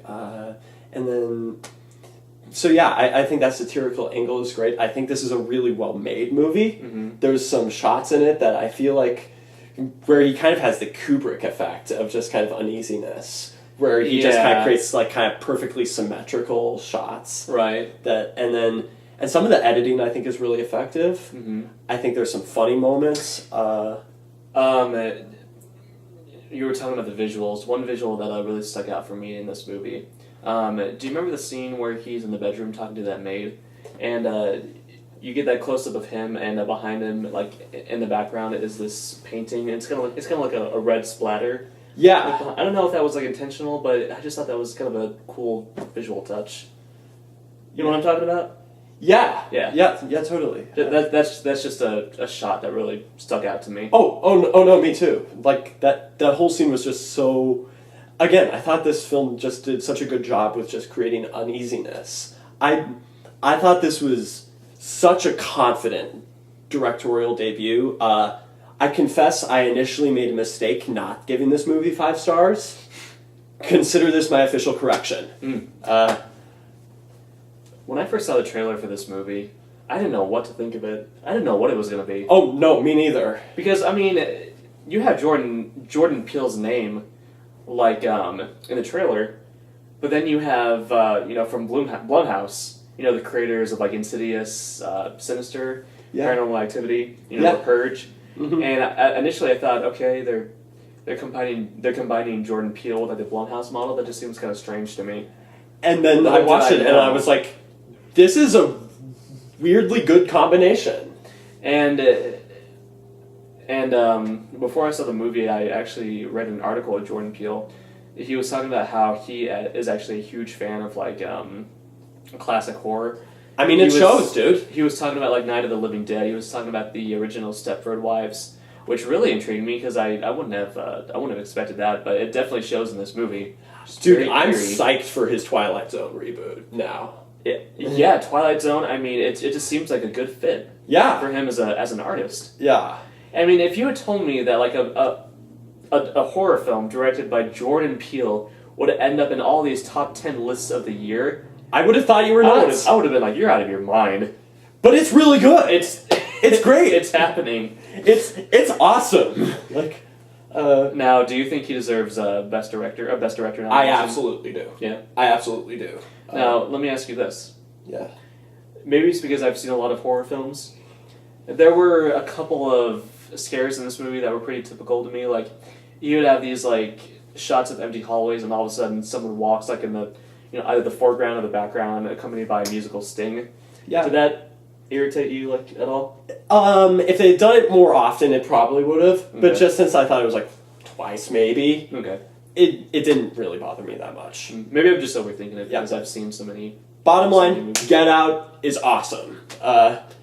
Watch it if you haven't immediately. You will agree with us. We didn't need to get out of the theater. Oh God, no. All right. What is your second place pick? Okay, top 2. I got this. Yeah. Okay, a very personal movie for me, which is Lady Bird. Ooh. I'll let you have the floor on this one. I will have more to say about this later. I went to a Catholic school, Yeah. starting in the 4th grade up until my junior year of high school. I went to two different Catholic schools, and one thing that this movie captured like just perfectly to a T was like the environment. Oh God, yeah. Just like the little things in this movie, like I mentioned the scene where she goes to like a school dance, and she's dancing like with this boy, and all of a sudden this nun comes up and kind of separates them, tells them like leave enough room for the Holy Spirit. That happened to me at my school. That actually happened. That actually happened like to me. Like I know like that might seem like a weird thing to point out for some people, but it was just so personal. It was just amazing to see like all these things that came from like my childhood as well. Yeah, no. My mom was saying the same thing because she went to Xavier. Greta Gerwig did a phenomenal job writing and directing this Greta movie. Gerwig, man. I mean, she's a national treasure. Seriously, and now I feel vindicated because I've loved her since Frances Ha, and I'm so glad this movie is getting her so much buzz. Oh, I'll go back even further. She was in an independent horror movie called House of the Devil, directed by Ty West, and she's really good in that too. Cool. That was back in 2003, maybe? Wait, really? I think 2003? I might be wrong about that. Where have I been? She was really good in that, and I mean, I've liked her like in pretty much everything that I've seen her in. I had no idea that she had the capacity to write a screenplay with so much wit, like warmth, God, yeah. insight into the life of a teenage girl. Yeah? The relationship that she has with her mother.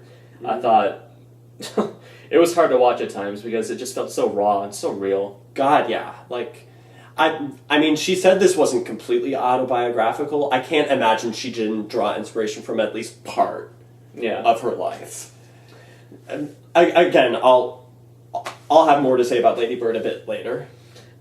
I guess one complaint that I've had with like so many of these high school movies is that, I mean, you can tell with like these kid actors that they just walked like out of their trailers. I mean, they just like got out of the makeup. They just got like out of the makeup chair. They want to look good like in front of the camera. Mm-hmm. And even if like they're filming like in actual high school, you can tell that they kind of polished it to look good on camera, like the environment. You know what I mean? Right. This is the first movie in a while where I felt like I was in an actual high school with actual kids. God, yeah. Like, because they're all great. Yeah. Yeah. Yeah. But yeah, Lady Bird, one of the best high school movies I've seen in recent years, and yeah, Greta Gerwig, I'm very excited to see where her career takes off next. God, me too. All right, my number 2 is another film I saw recently. Okay. I don't think I've talked about this one with you. Mm-hmm. My number 2 is Call Me By Your Name. Is this the movie with Armie Hammer? Yep. Okay. Dude, I'll just say this. I don't think this is a movie for everyone, because this is a pretty arty film. What's it about? It's based off of a book. It unfolds in like kind of early 1980s northern Italy, where basically Michael Stolberg, national treasure that he is, has Armie Hammer as a graduate student working as an intern for him that summer, and Michael Stolberg's son, who's played by Timothée Chalamet, who was in Lady Bird. Yeah, dude. He's phenomenal in this movie. Timothée Chalamet is phenomenal in this movie. Like, honestly, he would be my personal vote for Best Actor. To win? Yeah, wow. dude. High praise. He's that good. Like, but basically what happens is Timothée Chalamet's character, Elio, starts feeling a romantic connection with Armie Hammer's character, Oliver. But what's interesting is, since this film is like a bit over 2 hours, is just sort of, this film gets a lot of mileage just sort of drawing out just kind of the romantic tension between them. Because a lot of this film is just sort of about unspoken feelings.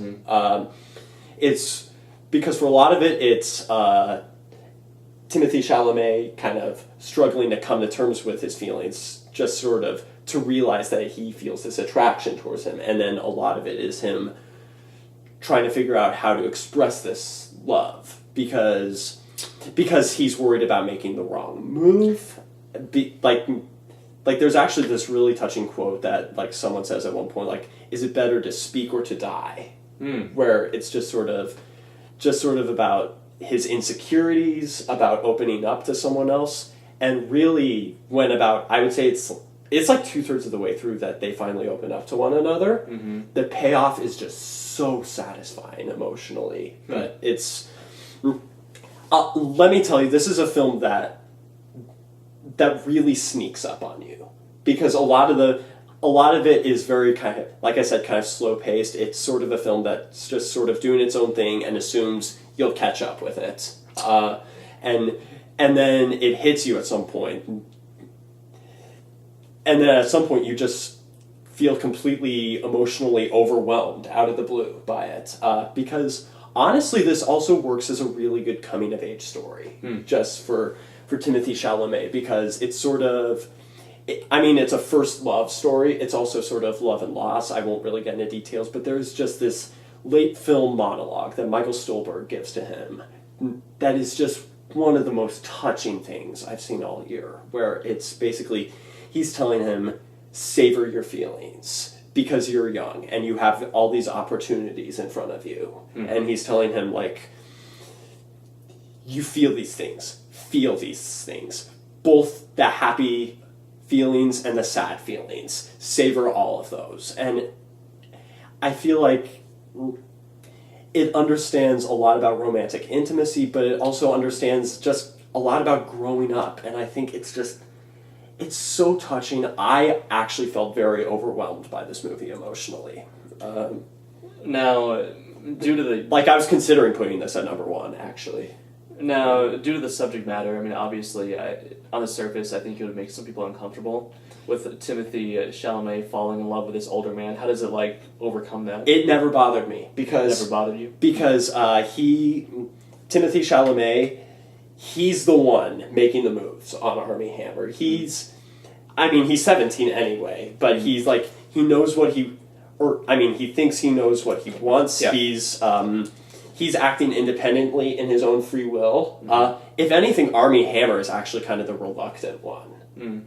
So I think it actually handled it really delicately. Unlike what Captain Asshole James Woods would want you to believe on Twitter. Oh, boy. Yeah. Have you seen that guy's Twitter feed? No, I haven't. Dude, it made me realize Hades is the only Disney villain to actually be played by an evil person. I just picture, like, all his tweets being written, like, very furiously, like, with, like, fire, like, coming out of his head. Oh, totally. Yep. Like, since he was the voice of Hades, he's just, like, getting pissed off. I don't think he was ever acting as Hades, let's just say that. What did he say? He basically made a joke about Nambla. What? Yep, for Call Me By Your Name. And then Armie Hammer literally called him out with a tweet that said, "Didn't you date a 19-year-old when you were 60? Yeah. Which he actually did, He from did. what I understand. So Armie Hammer owned James Woods on Twitter. Well, goddamn. It sounds like you probably didn't even see the movie. No, this was like at least a few months before it actually got released. So there we go. It was still when it was on the festival circuit, but yeah, Call Me By Your Name, absolutely loved it. Well, James Woods hasn't really been in the spotlight since Hercules, at least. Dude, he retired from acting. So, yeah. Maybe he needs to go back to the underworld. For real. Okay. Honorable mentions. Honorable mentions. What are your honorable mentions?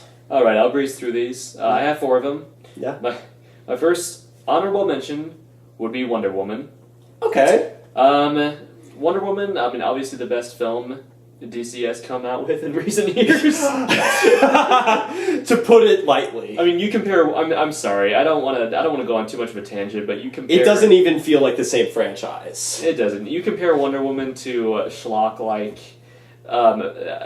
Justice League, which I liked on a campy level, but God, this movie is elegant and it's just on such a different level than Justice League, which is essentially a cartoon. It can't be the same franchise as Batman v Superman. Well, it scientifically cannot. Second honorable mention is It Comes at Night. Ooh, that was good. I forgot that was this year. The most split audiences have felt about a film since The Last Jedi. Yeah. Okay. This was before Last Jedi. Yes. But this movie was mismarketed like crazy. God, yeah. It deals more with paranoia and mistrust. Mm-hmm. There's no monster. No. The only monster in the movie is paranoia itself, I feel.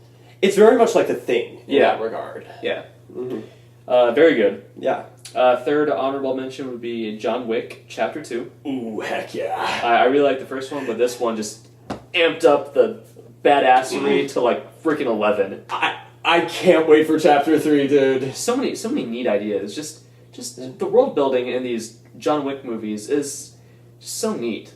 Yeah. It's so neat. And so original, too. Right? Like in the action genre.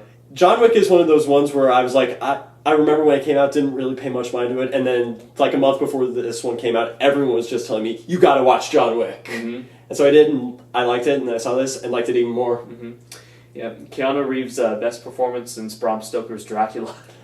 Since Much Ado About Nothing. Yeah! Aiming for quality here. Yeah. Alright, my last honorable mention would be Thor Ragnarok. Ooh, nice. Yeah. Thor Ragnarok, directed by... Yeah! Dude, hell yeah, you put an AC/DC song in a Marvel movie? Hell... Or not AC/DC, oh my god. It's Led Zeppelin. For shame! What the heck, Josh? Shame! Okay. What the heck? Sorry. I apologize to the rock gods. Anyway, you put a Led Zeppelin song in a Marvel movie. I mean, geez, you pretty much won me over. Yeah.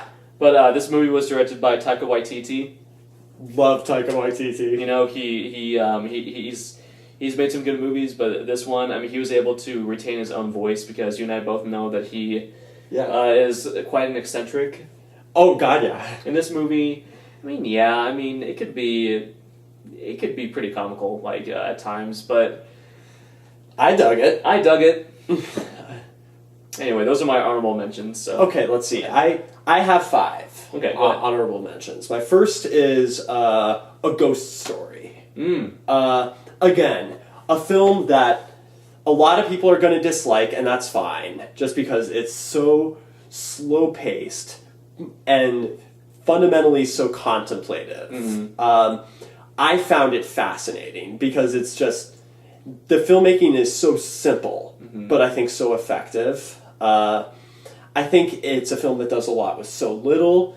It's a film that actually, it's like Coco. It sort of contemplates just sort of legacy and just sort of what happens to us after we die. And I found it quite moving and thought-provoking myself. Baby Driver.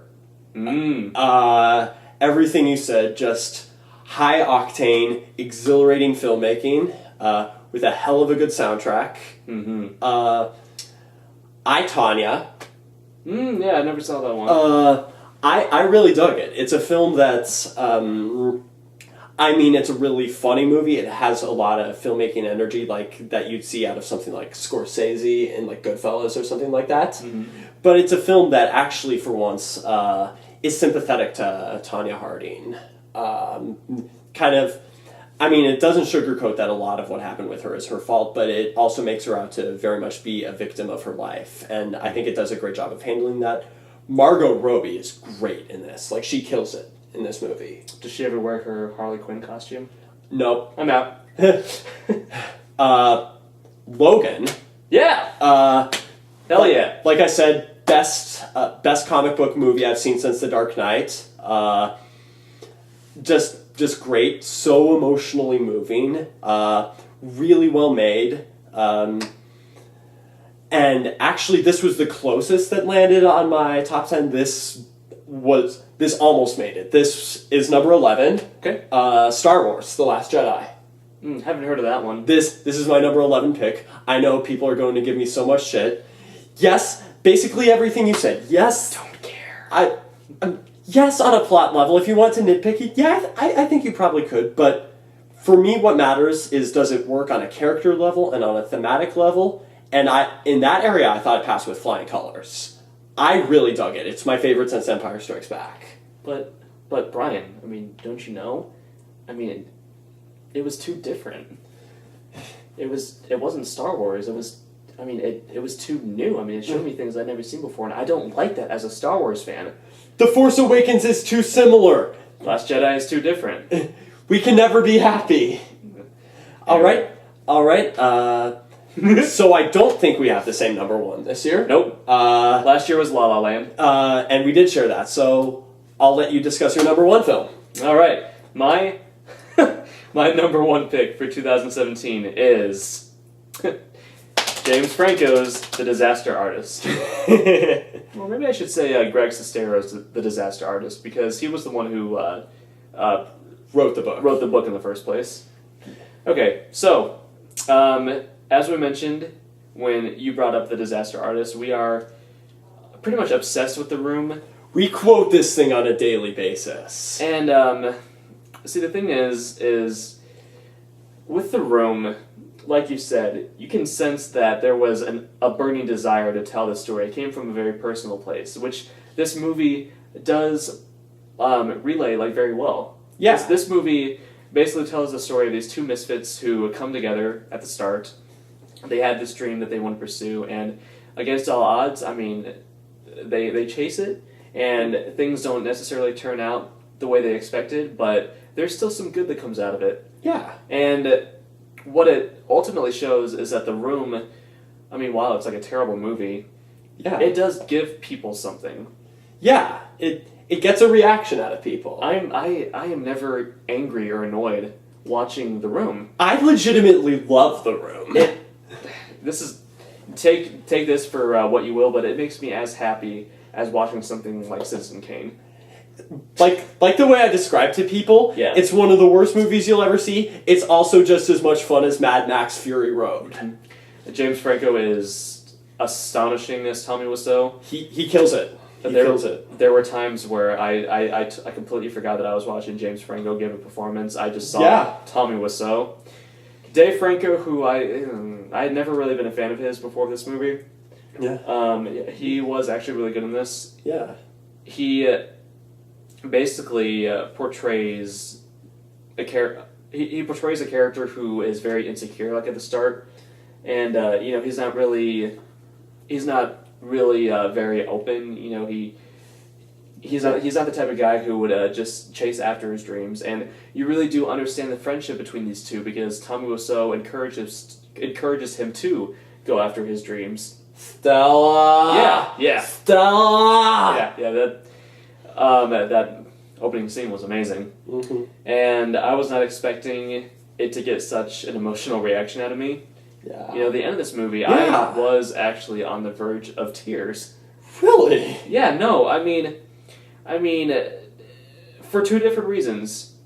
The first one is negative because, I mean, at the end of the movie, I mean, obviously they have the premiere for The Room. Yeah. Where it doesn't go as planned. It doesn't go as planned. You know, people are laughing at it, and Tommy is very upset by how people are reacting to his movie at first, until Greg Sestero reassures him that, look, I mean, they're laughing at it because they're enjoying it so much. Right. Which is not a bad thing.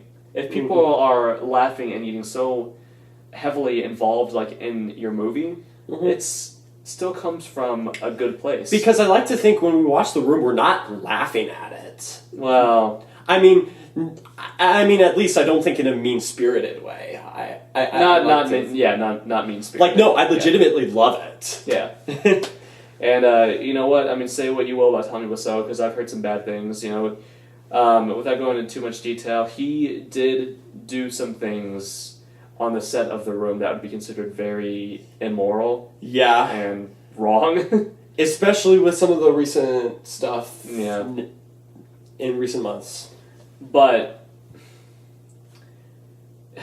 you still do get the sense that this man is someone who just wants to be acknowledged by his peers, and he wants to open up his soul and, you know, just... Right.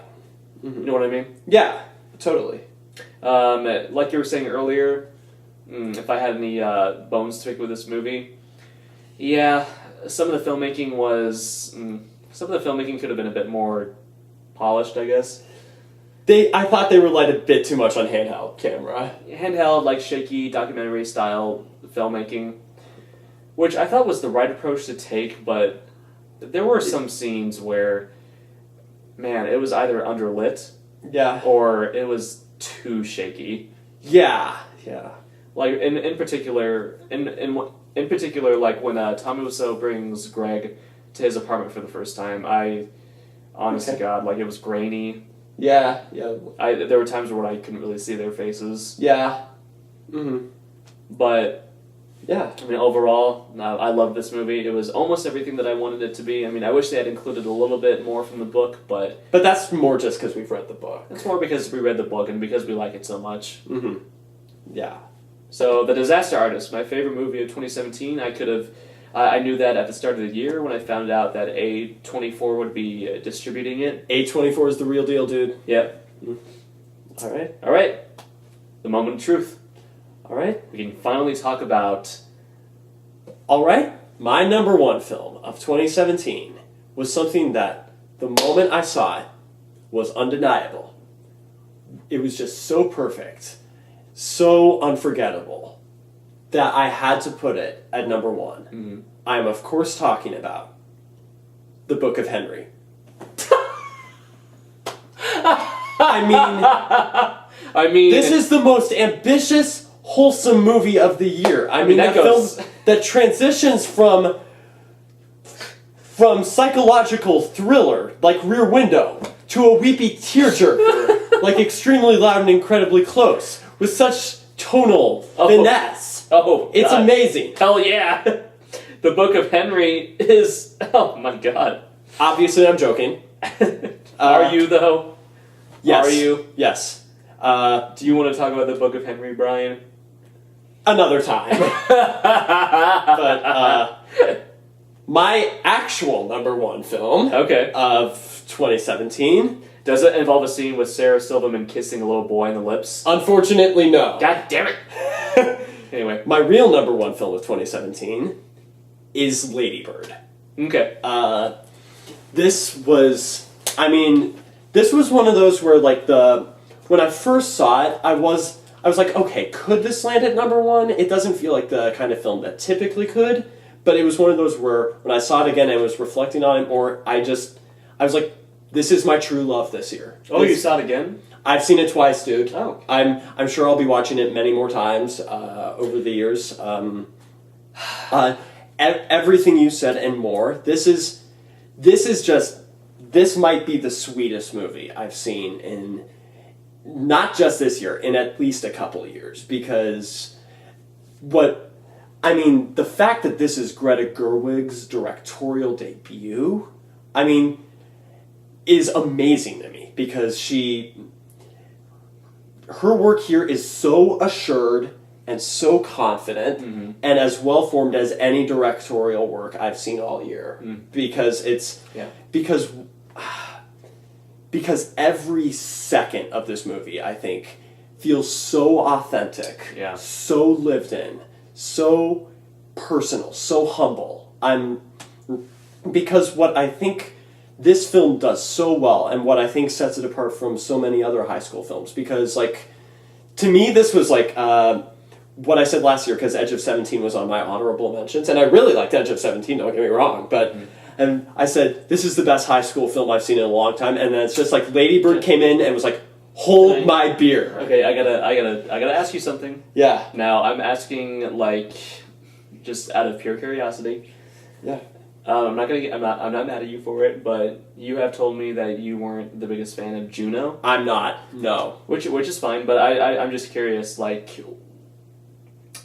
do you think Lady Bird did effectively that Juno, did not? See, that's hard for me to say, because Juno is one of those movies where a lot of what I don't like about it, I have a lot of problems with it. The big one is something that I can't really pinpoint. Okay. I can't really put my finger on. There's something about it that just irritates me. I can't really articulate what it is. Where it's almost just sort of like this movie that just kind of wants to show off how cool it is. Just sort Juno? of. Yeah, just sort of how it wants to show that it's this is what teens talk like. And where it's just this very flamboyant dialogue. And I'm like, no, this isn't what teens talk like. Lady Bird is absolutely many of the conversations, I've seen these types of conversations before. Yeah. This movie is so authentic. And also just because I feel... Another thing is just because Juno, I feel that's the other thing. I feel like Juno is just kind of a fundamentally immature character in a lot of ways, and I've seen a lot of people feel like that it's sort of her coming of age story, and if people think that, I'm genuinely happy for them. For me, I felt like it never really had her come of age, and so I felt the film almost kind of shared her same juvenile perspective on life a little bit. But what I thought was so good about Lady Bird, and what just kind of separates it apart from not just Juno, but basically from any other high school film I've seen in a long time, is it's a film that understands, because the character of Lady Bird she acts self-centered a lot in this movie, very narcissistically. Sometimes she's even arguably unlikable. But what this film, I think, does so well is it has a lot of empathy for that. It says, this is a necessary stage in someone's life. And it doesn't condescend, it doesn't frown down upon that. It doesn't share that perspective. But it's empathetic to just sort of the trials and tribulations of adolescence in a lot of ways, just sort of her frustrations with her mother, where just sort of they have this very kind of caustic, almost antagonistic relationship, but like Laurie Metcalf does such a good job at conveying that, like, she still genuinely loves her daughter. Laurie Metcalf, She kills it. She kills it, dude. Creeped out by how real she was in this movie. Yeah. It was... She kills it. And then the other thing is just sort of the empathy to adolescence thing that I think it nails is how just sort of, because she has a lot of artistic-driven aspirations in life, how, like, she wants to get away from Sacramento, where I think she calls it the Midwest of California. Yeah, pretty much. And then what this film does, it's sort of a love letter to home, because it's like once she gets away, not to get into spoilers, but once she's gone, she realizes she actually loves this place. And there's even that great scene where she talks with that nun, and she's talking with her, and the nun tells her, like, the way you're describing Sacramento makes it seem like you really love it. And I thought that was just such a poignant dimension to that movie, something that we really don't see a whole lot in these coming-of-age movies. No, because in a lot of these coming-of-age movies, it's all about, like in Lady Bird, it's about getting away from, like, your hometown and where you come from, which it is in this movie, but in those movies, when they leave, it's for the better. In this movie, it makes her appreciate her roots more. Totally. Yeah. Like, and really just everything about this movie. I mean, like, the cinematography isn't super showy, but I thought just sort of the almost kind of muted color scheme of it just made it feel so nostalgic. The score I thought was lovely. Even just the way it was edited was so fluid. Yeah. God, I loved this movie. I loved it. Every second of it. I loved it. I want to... And Saoirse Ronan was so good in it. She wasn't. And I want to say this. Yeah. Because you were talking about, like, the cinematography, how it wasn't, like, very flashy or overly stylized. Yeah. To me, there's more to directing a movie than just, like, giving it, like, flashy, over-stylized cinematography. Totally. It's also about making it feel as, in this movie's case, realistic as possible, and working with the actors to get the right performances. Which Greta Gerwig does in spades. It's absolutely incredible, because, this movie, like, it could have felt, like, somewhat fake, like, in certain instances, but somehow she was able to craft a movie that didn't feel fake.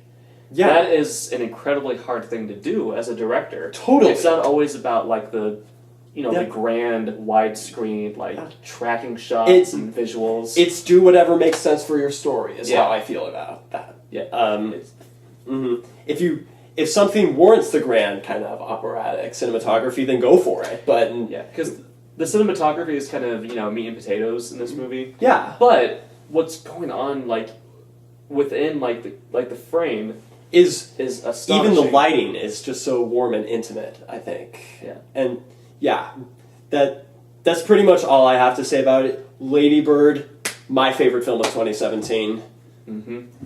By far. It was close to me, but since the Disaster Artist was just something I was anticipating so heavily, I just got to put it up there. I feel you. All right. Now, are you proud of me for expanding a bit more and watching more of these? Very proud. Okay, good. You still have work to do. I still have work to do. But I'm proud of you. Yeah. All right. Well, guys, thanks for watching. We hope you enjoyed this. 2018. Bring it on. Bring it on. Any big films that you want to shout out that you're looking forward to? Apparently, there's a new Scorsese film coming out this year. The Irishman? Yeah. Okay. I'm excited for that. Any you want to shout out? Yeah. Yeah. The Meg. Oh, of course. No. Slender Man.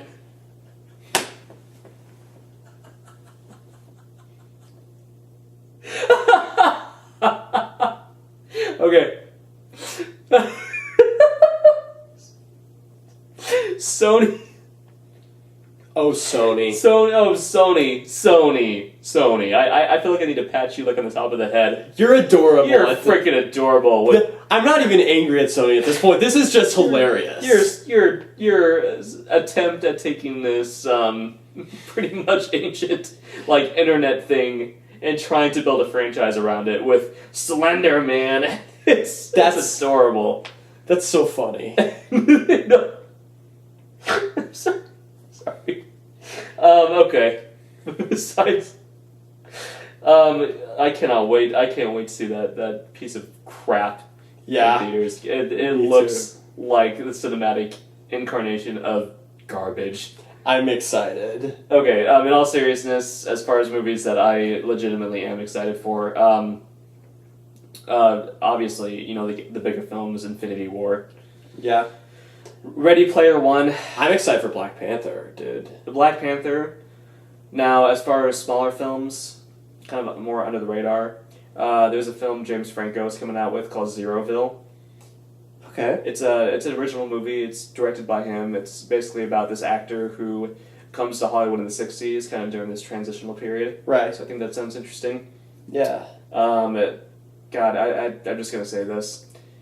This year looks dire for the horror genre. Just dire. Yep. My God. I've already seen Insidious. and you know that was a thing. Yeah. That was a movie. That kind of sad actually. Yeah. Unless A24 releases another horror movie like It Comes at Night or The Witch. We'll see. I got nothing. Never say never. Anything else? Not really. All right. Yeah. Thanks for watching, guys. Peace out.